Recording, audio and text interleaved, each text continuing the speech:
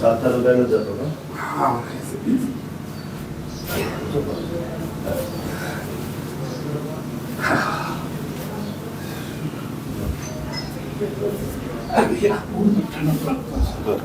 आता आपल्याला हा पाय नाही असं तो पाय दे सरळ करू.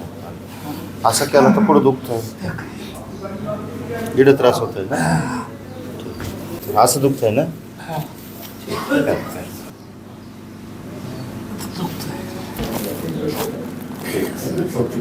आता आहे ना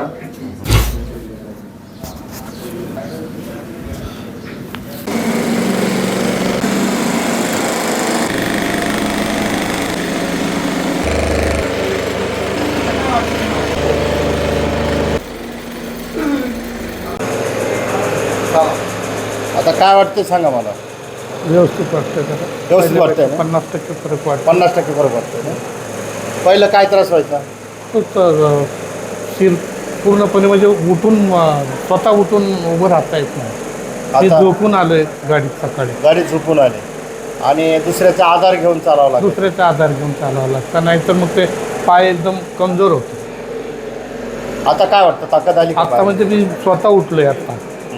मी दुसऱ्याचा न आधार घेता उठलोय. बरोबर. ताकद चांगली आली ना आता त्याला. हो. कुठून आलते काका 50% आपण? आळंदी देवाची. आळंदी देवाची. काय नाव आपलं? मधुकर टिंगरे. धन्यवाद. बाबांमध्ये काय बदल वाटला तुम्हाला? बाबा 7 दिवस झोपून होते. अच्छा. उठताच येत नव्हतं, आंघोळ सुद्धा करता येत नव्हते, बाथरूमला जाता येत नव्हतं.